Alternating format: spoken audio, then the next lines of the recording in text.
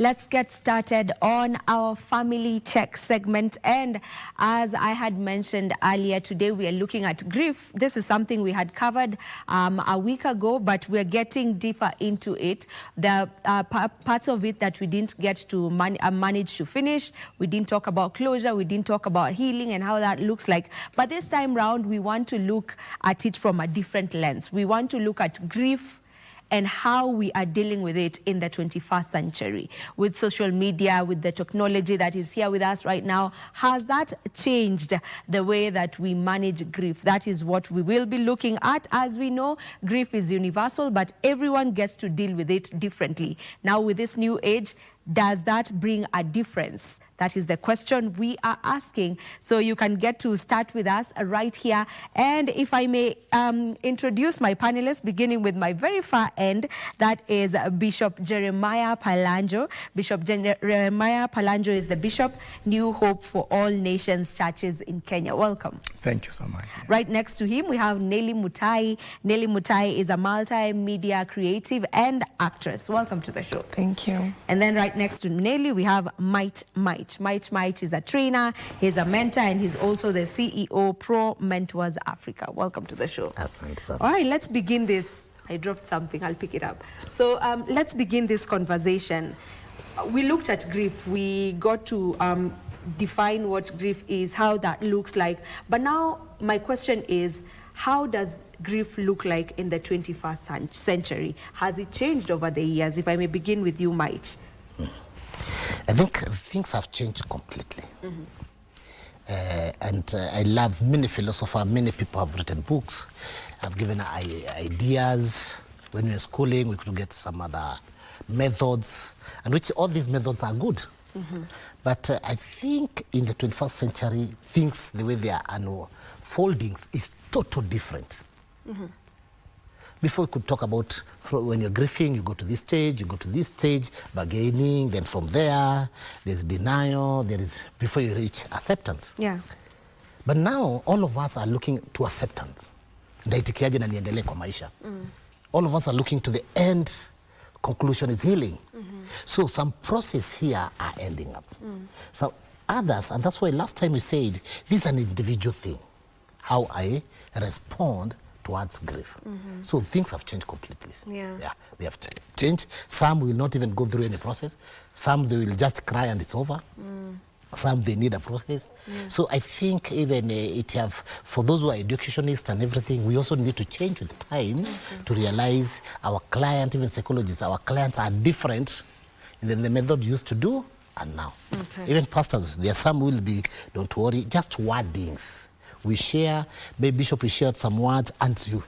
But there is somebody else who will need a further discussion based on how this person is reacting. So things have changed fully. And a lot is needed. All right. A lot of learning to learn how is our clients outside there? How is the people responding? How is the generation changing? How is the society changing? Yeah. So things have changed completely. All right. Another angle on the same. I feel like grieving has really changed now because of social media. I feel like now people monitor your social media. When you've lost a loved one, you know, they're monitoring what you're posting. Oh, why is she happy? And, you know, she's just lost someone. So I feel like, yeah, like you have to present yourself a certain way when you're grieving on social media, on WhatsApp, on Facebook, on all these social medias. Because now people we are using social media to evaluate your grief. Yeah. Okay, and you know, even before we continue, just to let our viewers know that they can be part of this conversation, let us know, how do you manage grief? How do you manage grief, especially in the century that we are in right now with the era of social media? 0716-103-301, 0716-103-301. That is the number that you can get to call us live on or send us a WhatsApp message. To you, Bishop, on the very same, from your point of view, how has it changed over the years when it comes to grieving? If we try look at, you know, do you feel like the way our forefathers grieved is the same way we are grieving right now, or that has changed over the years? Thank you so much for that one. This is a truth that we cannot bury our head under the sun. Under the sun, because it's true that when you look back to our fathers, is lifestyle have changed, because we used to live in the same place, like a neighborhood village. Actually, not even neighborhood. We started living in the village, where this is an uncle, brother, living together, and then from there we moved to neighborhood, and then from there we scattered all over. Especially now, as we minister to people, especially now, we pastors in the village and in the urban area, we also face the different challenge, because the people have come in the city, they have just come, somebody from either different county, and then you don't know the father, you don't know the mother, and people, they want to close themselves, live by themselves. So when a grief occurred, a problem become bigger, because no family, there's no system to support. So those days it was good, because people lived together, and now the problem we are facing, because people, they have tended to live private life. In that private life, it has disadvantage, big one, and also advantage. So when you compare the two, we need to go back and monitor our lives and how we live differently, because our culture is different, and we need to go back to some of our good culture to support our lifestyle. Even Also, with go ahead. there is something that bishops bring on board, and I totally agree. You see, before, from the community I belong, we behaved in that way, and we agree in that. Today I'm living with somebody who is different community. In church, I have somebody different community. Even started fighting culture. Kweli nyinyi mnafanyanga aje? Mnaeka mwili for 2 weeks. Ya nini? You see, sisi is like, baze, ikikaa 4 days is too much in my culture. So also that I've started changing. You as your culture, you have challenged me. I've also challenged you. And then a wave is coming different, which you'll find some people will say, no. I don't have to go based on my culture. See, walienda hivi na hivi. So there is a lot of social education that is educating us because of that interculture, even marriages. Yes. You find two different culture marrying each other. When it comes to the grief, even the burial preparation becomes sometimes ilikuwa mavutano, saa hii imeanza kuadapt slowly by slowly. So things are changing. Things are changing. There's something ambayo pastor has mentioned, bishop rather has mentioned, you know, the fact that, you know, back then it was more public, like within where you're living, just as you're saying, sasa tunaishi tofauti.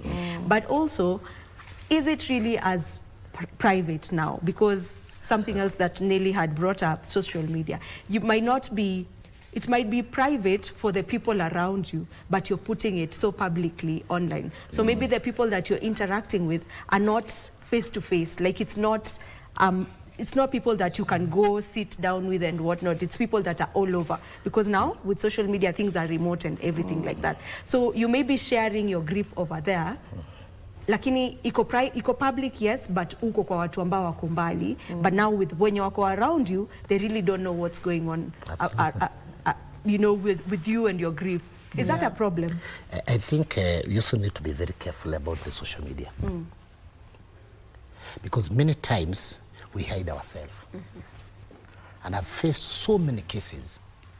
And you'll find, like my sister has said, you'll be smiling and this, but inside you, I'm dying. No matter the technology, no matter the social media, it cannot remove the concept of us living together and seeing each other. When it comes to grief, there is the moment that I need to have one-to-one. I need to see Bishop. You just need that hug. You just need that person. You can't live alone. The social media is just a way. People will put some words. They might not even be real. They are plastic. Some are real. But in you, really, the way even the good books are telling us, you need each other.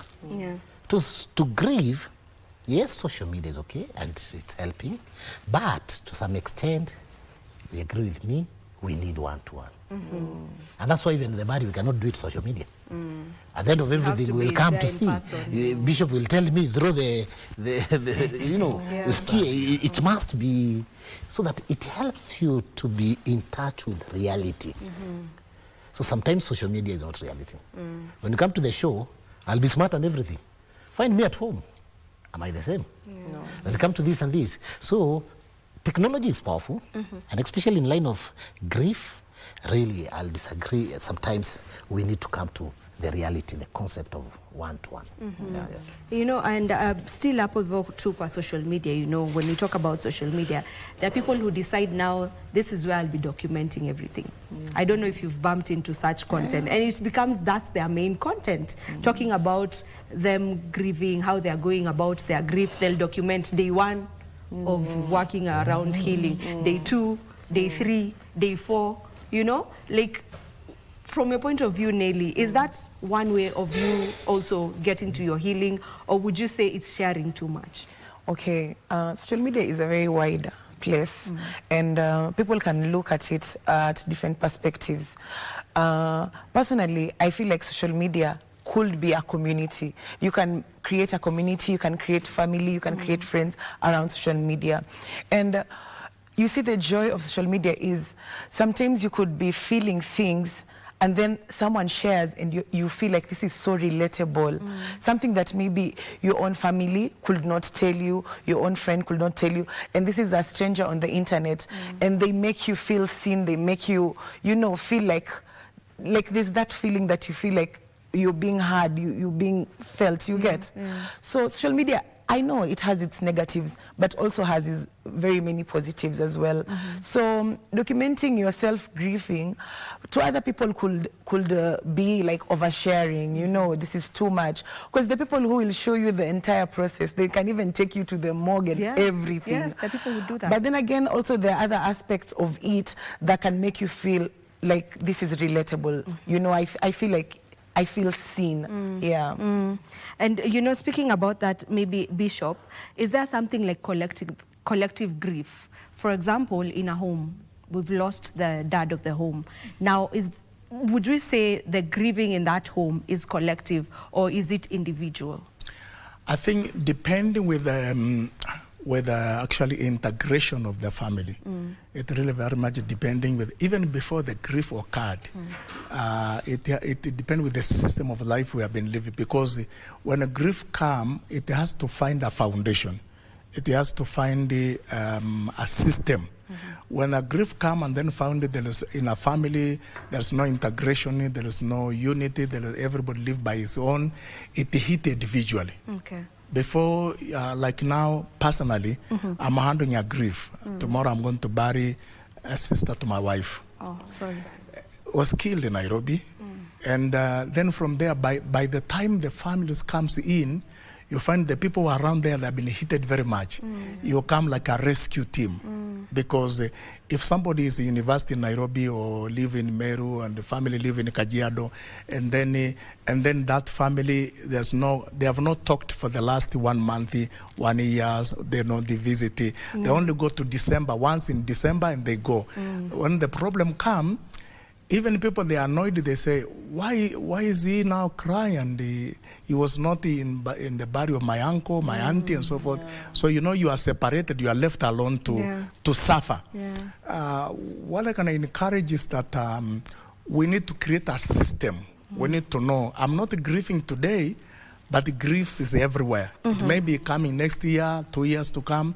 So we need to begin to be careful, create a system, connecting to one another. That would be the best thing. So that now when it comes, it find that now when somebody hear your name, just your name, so and so is suffering.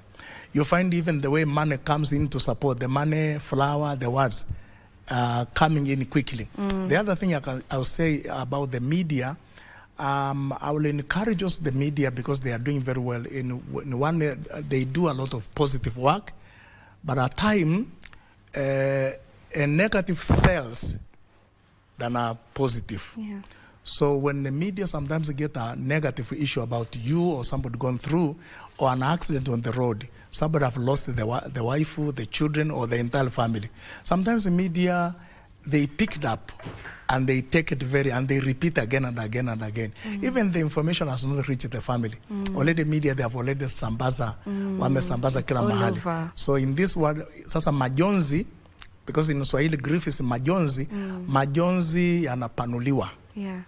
You had, it's like you had more fire in the petrol. So it's good all of us to be careful and balance. How are we dealing with the issue? Yes. All right. Back to remind you that our lines are open. They're right there on the screen. 0716-103-301, 0716-103-301. How about you let us in on how you deal with grief? If you're dealing with grief at the moment, if you've dealt with it before, how did you go about it? Are you the kind to put it on social media? Or are you the kind to remain closed and just keep it to yourself? We would love to know. Are you the kind who speaks to the person that is next to you and you don't put it anywhere on social media? We would love to know and get to hear from you. So 0716-103-301. Let us know either by call or via sending us a WhatsApp message. Now, you know, I would want to pick from how public things are right now with social media. We're just a click away from knowing what is happening. To your sister who's I don't know where and you didn't know, but you just find it somewhere on social media. And if we look at that, you know, it's quite saddening. For example, if we look at when we had the cases of the protests that were happening, we got to witness someone being shot live, you know, and this is something that you don't want to see, but you're scrolling. There's no one is even warning you. Una scroll to social media, unapatana, yeah, people are actually sending you, unapatana na hiyo. There's also the other incident that happened in the US, I think a week ago. There's this man who was shot on the, you know, the neck. And it was all over social media. You get to see that. So I'm trying to imagine, for such a case, the family members, how are you supposed to go through your grieving period with these videos being all over social media? I think it's somewhat tricky and goes to individual. But I think in my experience, I've handled cases of emergency and cases of no emergencies. And they're totally different. I remember there are sometimes the media is doing very well, especially the information that you could not have known. For example, I lost my cousin. We didn't know, alikanyangwa tu na lori. If it was not Facebook, somebody alipost, ndio ikajulikana, hatungejua. So, it is not, the media is doing well. How is that well and you're seeing it on a post? Now, number one, information have come. Known. Yeah. Already information you have, and now, collectively, we can now start taking measures. Then when you don't know the person went where. But I'm imagining what that does to you mentally. It is tough. Yeah. It is really, really tough. That's why even it reached a moment, I remember our gentleman, KDF, that when they were getting the cases, and they even say the media, they have a system on how to break news. I learned a lot by that time when they were saying, no, you know, somebody in the media said, no, Asha tour information of a certain person, and no, KDF have a system on how to go, how they'll go home. They have a system. I love the system. But in this scenario of emergency, and agreeing that media is doing good, also sometimes to be sensitive. I think civic education is needed to Kenyans and to the whole world on how to break news, I think. Because sometimes you blow a picture and we are not socialized on dead. We are not socialized to, you know, you blow a picture that is risk-carrying. So by the time, because during funeral, the body of our person, there is some massage that is done to that person to manage also our mind. Even if it was a terrible accident, there is a way they will work it out. It's still a process of managing us on how to accept this. But the moment nimeipata na the brain akando, talking the truth, my dear, is challenging. It's hard. But in that case, we just need to. Now it's not an issue of social media. We need to come on board. People need to come on board. And one thing I've seen very powerful, the church coming on board when somebody is grieving. Because there are so many good words they will bring as we listen, and then friends are coming and tapping your shoulder and telling you, you know, by that time we need each other. Yeah. We need each other. I'll not say how easy it is. I'll not say that this is the process for you to go through, because it is me to analyze and try to project at what level are you in that incident. Yeah. Kuna mwingine itamtoanisha kabisa. Kuna mwingine ukiassess, in that case you need to assess pole pole, then after that it becomes now know within yourself. That's why I say civic education. Yeah. Who will fit well on this person? Trust me, it's not a counselor. Forget about grief. Talks about even somebody closer to you who will talk to you. And so on grief, it depends with even attachments also. Okay. Attachments, to me, it speaks. A counselor, they are good, but you might be so far from me. But you being my sister, and ukona strength kidogo to niambia, my brother, don't worry. This is our dad, this and this and this. And probably through your words, it punches and a breakthrough. It's also good that, as you say, the issue of the civic education is good people to have, not to abandon our good culture. Because it seems like we have copied too much of westernized. Westernized that everybody mind your own business. In life, the way God created human being is not independence. It's actually dependence. So even as we go to your normal business, like going to the supermarket, going to street and sitting in the matatu, if you see somebody crying or somebody sitting under a tree on the road, they're crying. I think we need to take a moment, just greetings. Like to me, last week, I found a young lady, sleeping in the middle of the railway, across. I passed many people they had passed her. But I say, wait a minute. I parked my vehicle and came back. Of course, as a bishop, as a man, you don't want to come very closer to agenda because of this issue of being branded and so forth. I was very conscious, but the passion in me was still pushing me. So when I say hello, she told me, I was abandoned in this town by a man from another county. I slept in the bus stop. How old are you? I'm 17 years old. Wow. I don't have an ID. I don't have a phone. I don't know this area. I've not eaten anything. A young lady, she's just stranded. So first of all, just by talking, I gave life to her. And then I called another lady. I said, can you assist that lady and talk to her on her closely? So she went and talked. And then from there, we took her to one of the near kiosk or the hotel. She ate some rice and so forth. She came back to life. And then from there, I tried to contact all the people, children, gender. I could not find a system. Then from there, I took the lady to the police station. I said, can you find a bus? Take this lady back. So the point is this. We need to not be ignorant. Our life is very much grieving. Education, family, business, so forth. People, people are in pieces. So we need to take care of when we see element. So we educate, first of all, we educate our people, the element of grief. People are going through challenge and so forth. How do you do it? And that will be the best thing. So we need to be concerned and very much intentional to one another. Even if we were working in the office, somebody has to go to bathroom. As overstay, like now almost 20 minutes, has not come out. You need to knock the bathroom. Say, hey, somewhere there? Are you there? Lastly, the issue of the emergencies. We need to advise our people, if you are driving and you have received a news or read the news or media, they have break the news, you need to stop the vehicle. Don't do anything. Just stop the vehicle. Don't do anything. If you are walking, sit down. If you're in a place, just slow down. Don't rush. And then from there, call somebody, or just you better scream to somebody. Say help. It's true. Help will come. When somebody comes, say, you know what, I've received this news and so forth. But you know, generation of today, 21st century, people are very locked to themselves. Yeah. And that way, they hit them more again and again. They die silence. Olivia, there's one thing I'm getting. I'm just trying to look the other side of the coin. Do you know God is trying to bring us together through this death? Yes.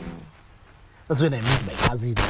Because I think also our good God, I think anajua pia how to bring us together. My thinking also. Really another way of looking at it. Mungu ameona hii familia waipatani mpaka mtu afariki. Kama sisi wengine mpaka karibu wawane. So sometimes God tell us, you guys have gone everybody individuality.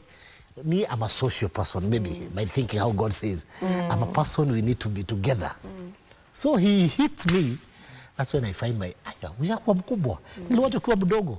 God is trying to bring us together. Because it's only through the grief of death you come to know your uncle, you come to know this and this. Unasikia familia isimame pale unaangalia mtu unashangaa hata huyu shamkatia. You know, you're like it happens. It happens. That's actually very true. Sometimes God is another person. Yes. Yeah. Is there something like prolonged grief? And how can it be identified? How can you identify that, okay, now this is prolonged grief? I know there's no timeline, but can we get to a point where now, okay, imezidi, like it has been prolonged? I think this can happen depending on how that person is acting. Let's say someone has lost a loved one and maybe they're in isolation, like they're not, they're sitting to themselves, you know, they're not getting back to the normal routine. Yes, we know there is no timeline. You can, you know, grieve even your entire life if possible.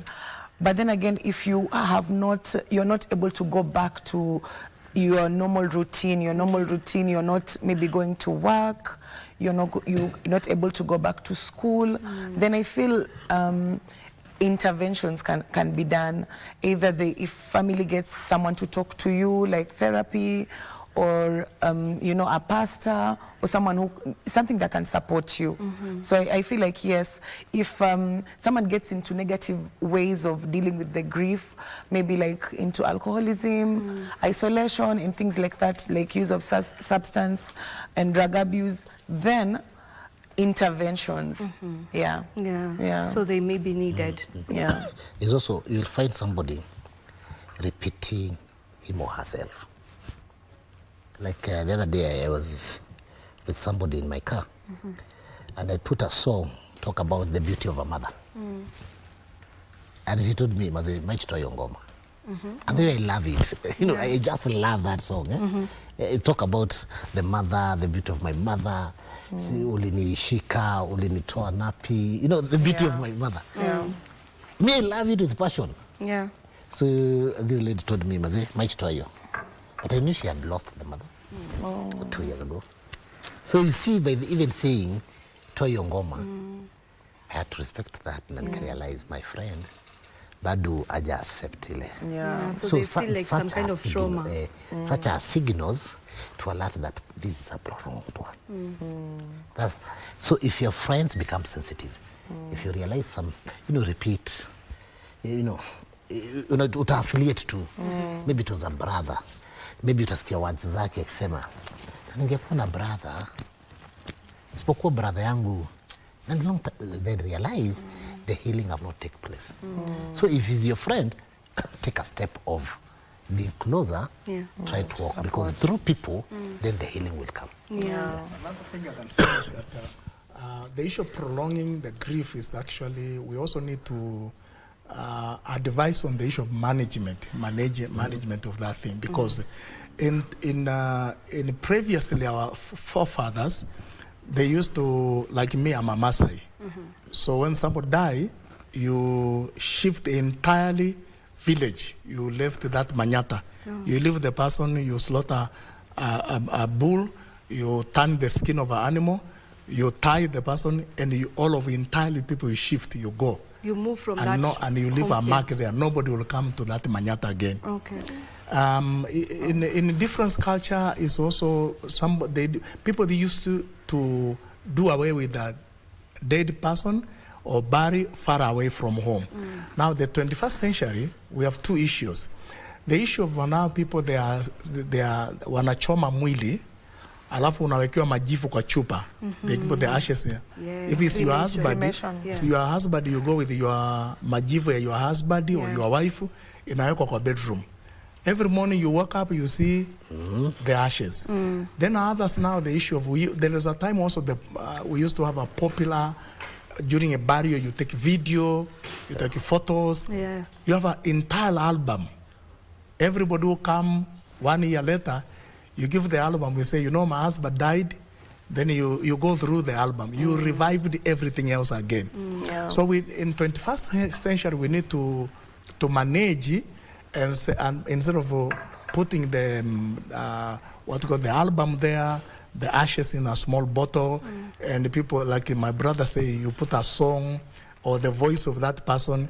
I think that can cause person to continue mourning for the next 5 years, even after. So we need to find a way where we break, and that one only come if there is a system. Like in the church, we have a system. We put somebody in a system. You work with those people until you grieve, until you cross over the bridge. Yeah. Then from there we continue working with the next phase. We give you another people to work with you. But now, if you are not in the church, you are not in the mosque, you are not in any system, you are not even in the age group of people, you are not in the marriage, nobody knows you.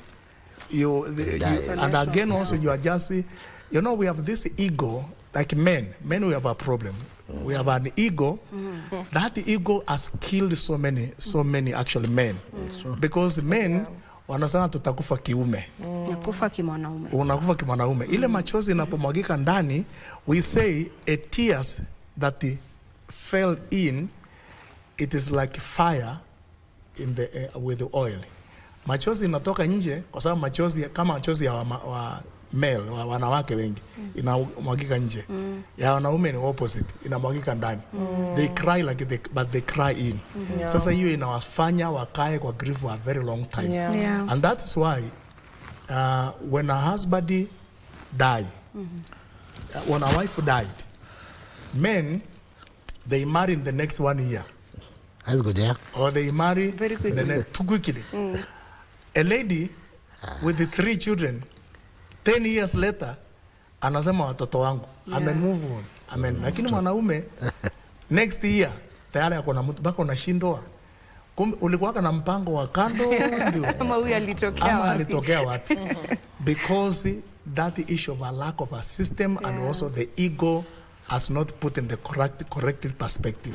That's a problem that we have. So we need to, the bottom line, management and also system in life. Every one of us, we have a system. Like now my wife, she knows I went to Nairobi. When she has a right to call me, where are you? I'm in Limuru. Where are you? I'm in studio. Where are you? I'm in this. It's good for us to a system of communication. Yeah, and I also wanted to point at them on our African culture, on how men are socialized. You know, like men, even from childhood, are told, when you mwanamume, be tough, don't cry. I feel like that is really negative when it comes to grief. Because now, you know, a man has lost their wife, they have lost their child. They are not able to express themselves the way they feel like at that moment. Because you're being told to be tough, to be a man, to be masculine, and yet you're breaking down. This is really bad because at the end of the day, you'll get the man gets internalized grief inside, which can even lead to deep depression. Absolutely. Yeah, so I feel like as a society, we need to reverse these things. Even from when someone is a child, like we should stop these tendencies of you are a man, you are toughen up, don't show emotions. I feel like that is where that's the genesis of the issue. In fact, vile nasema ni very important. Unajua hata I will remarry after that. And because niko na internal, the pain is still there. Still there. Yeah. If you come and you're not doing the way my wife was doing, I start now comparing because I didn't get healed. I needed to get healed, then I can get another person. So the concept of getting healed is very important. Then you can move on. All right. And it's very true. Men internally, we are dying. which is unfortunate. Now, I know that this is a topic that is quite heavy for many people, and for most people, they don't like talking about it. It's even evident with our messages today. People don't like talking about grief. They would rather just keep quiet with their grief. But you're open to let us know or let us in on your grief. If you're going through grief right now, if you've gone through grief, let us know how you're handling it, how you got to handle it. The numbers are right there on your screen, 0716103301. Kuongea pia huwa inasaidia. You know, you just talk it out, and probably there's someone here who may have a message that may be of encouragement to you. We need to get to the healing part and the closure bit before we wind up on it. But before we get into that, maybe how do we go about now keeping someone's memory alive? Because you hear so many people saying, I want to keep my dad's memory alive. I want to keep my mom's memory alive. I want to keep my daughter's memory alive after they've passed on. But there's a thin line between, you know, that's what the bishop was saying. Pia inafanya inakuwa, your grief inakuwa more prolonged, because it's like you're holding on to this thing, but they are no longer here. The fact of the matter is, he or she is no longer here. So how do we work around keeping one's memory alive? What's the best way to go about it? In fact, in all these scenarios, there are no best way. Yes. There are only individual way. Exactly. Because one thing, to me, I'd love to see, this is my dad. As we move on, my kids can say, this was my babu, this was babu, and this and this and this happened. I'd love to bring this generation and realize, where did we come from? So for you, you do it by talking. Yeah, talking about the person. There is one of our family friends. In fact, she's our family, and we are trying to copy. And they have developed what we call a family tree. And I found it, in fact, we went for the burial of our uncle, and now cousin tulikutana ndio tuna realize, hey, kumbe uko hapa, and we started looking at that neighbor's family tree. And they have put that family tree, and we have talked about the babu, unajua. So there's a tree putting the names and talking about this generation is like this, and some is photos and everything. To me, personally, I find healing. Yeah. I find memories are good, but it will only come there good after I have gotten healed. And when I look at this picture, I don't feel pain. Yeah. There's no pain in me. There's appreciation. There's appreciation that now the spiritual people come and tells me, even these words, ni Mungu alipeana, alimpenda zaidi. Some words within the book, good books, becomes a reality to me, and I have to let go of my father, so that. So to me, I find photos could be important. Okay. For example, my late ule baba mlezi, the time he passed, we found children. My brother was telling me, Kiki was telling me, nani ataangalia hizi photo tena? You get? But my mom wanted that. My mom wanted that. So I find we respond differently. We respond differently, but there is a thin line and danger. Yeah. If I keep these photos, because we even keep kaburi tunaweka msalaba, tuwatengenezea around. Yeah. So apart from photos, kuna kaburi. It's a constant reminder. Yeah, it's a constant reminder. Yeah. When I passed there, babu alikuwa hapa, my mom, my wife was here. So I think it's the high level to accept it. To me, I look at, if you get healed, could be good. If you've not gotten healed, I think you need a session of people, system to work with you. All right, and now accept it. We have a caller. We have Celestine. Celestine, good morning. Morning. How are you? Talk to us. Yeah. Okay. I've switched on the television, and I've found talking about grief. Yeah. And good morning. Yeah, I'm grieving my son. Oh, sorry. Please mute your television. Usijisikilize, just mute it so that we understand each other. Kindly. Okay. Yeah. Mute the TV. We searched for him for almost 1 week. And then we found him in the city mortuary. Oh. So we didn't know the cause.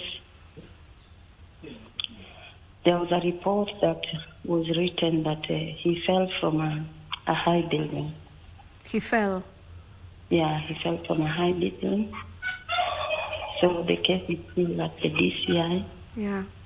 He said he will do investigation. Yeah. So I'm going to bury him, but I don't know the cost. Mm-hmm. Yeah, so I'm so sorry about that. And probably, I don't know if you're open, how are you dealing with it? Because that's a lot to process. Because as you've said, alikuwa amepotea, and then you found him at the city mortuary. So how are you dealing with that? And maybe the bishop can give you a word of encouragement. okay, I've got some encouragement from our church members. People are praying with me. Some are telling me to get to know the real cause. Some are also telling me just to go on and bury. Then later on, I will know what happened. Yeah. We're so sorry about that, Celestine, and we hope that everything works out, you know, and you're able to lay your son to rest. And sorry, so sorry with that. All right, Bishop, maybe if you've got Celestine, it, you have I think it's important that you accept it has happened. And it's good that the first step you are doing now, I've heard you have a church around you, so that is a system. Another thing also, you are very strong, and I can encourage you to continue because you are able to pick up the phone and communicate. That's actually, you are in the right path.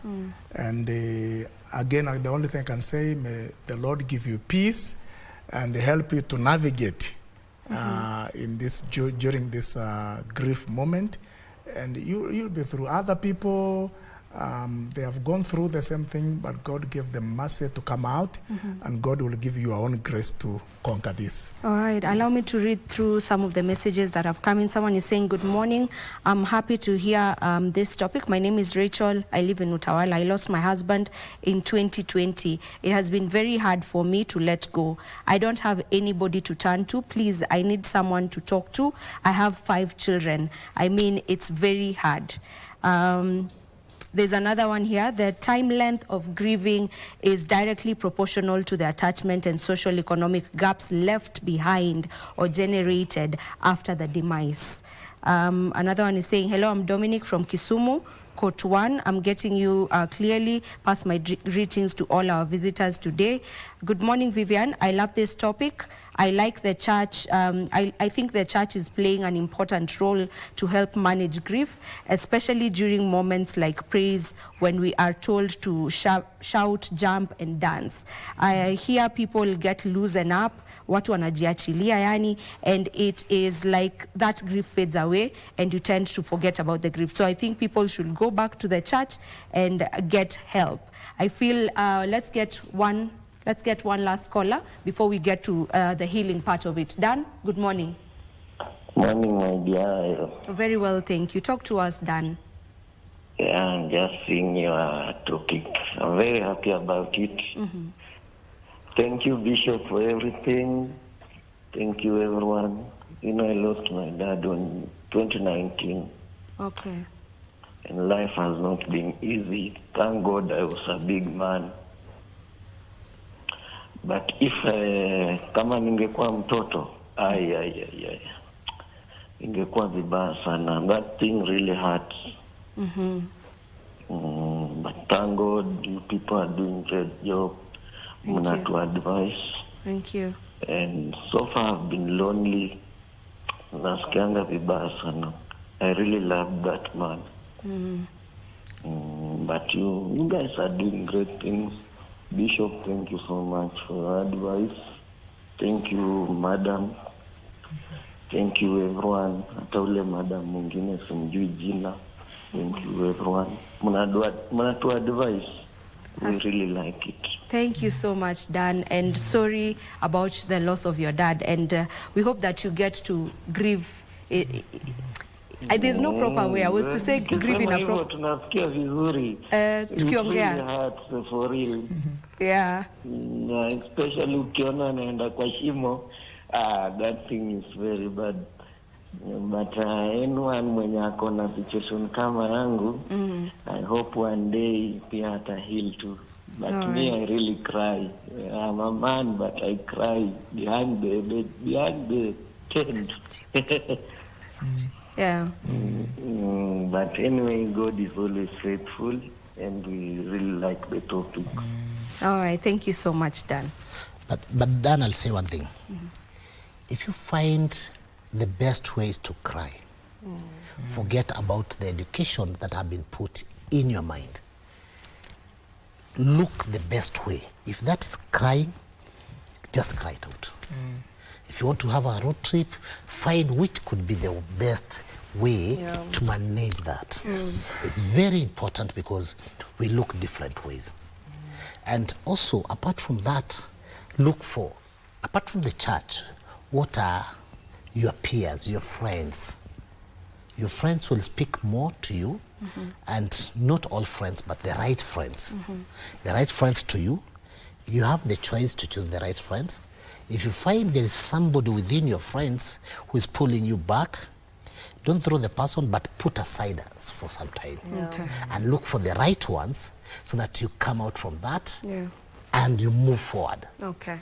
So that's one way of healing. I want to get your final remarks, Bishop, on healing, and Nelly as well on healing. Yeah, my final remark is that, first of all, I will tell to our viewers that the way of our fathers those days, they had a system of how to closure their grief. Now, the 21st century, we have things have changed. So I will urge you, the people who have been given grace by God to live in the 21st century, we understand the way, and we create a system, and we do connection to one another. So I will encourage that it is good to, after these things happen, it's good to find a way to closure that one, cry, talk to people, connect to people, don't be quiet, don't cry deep in your tears. You need to cry out. Cry out is better than swallowing the tears. Thank you so much. Nelly, 30 seconds. Yeah, I feel like healing looks different to each individual. So create your own healing journey. You don't have to follow other people. If you want to be alone for some time, it is okay. If you want to speak to someone, it's okay. If you want to talk to a therapist, if you want to see a pastor, it is okay. So find your own journey, your own path, as long as it's not harmful, and get the healing that you deserve. All right. Might you want it? My time is up. 10 seconds. One philosopher talks about, I created you without you, but I'll not save you without you. In any grief, be part of the story. Look the best pattern. You must be part of the story. All right. That healing. That's the best way to end this conversation. Be part of your healing, as much as it may be difficult, but make the initiative to want to go through that journey of healing, and you will be just fine. Maybe not as you were before the incident occurred or the death occurred, but you have the ability to journey on, because unfortunately, this is just how life is, and this is how creation was made. So there's dying, and ni kawaida. We're all on that same path. So find your own way of just healing, and find somebody who can lead you or walk with you in this journey that is of grieving and working towards healing. This is where we end this conversation. Thank you so much for joining in the conversation. Thank you for giving us your remarks. Thank you for talking to us. It's a heavy topic, but the fact that you decided to open up to us, we appreciate it. We do this each and every Monday where we talk family matters, so be sure to catch us each and every Monday morning. My name is Vivian Dagwa. Goodbye.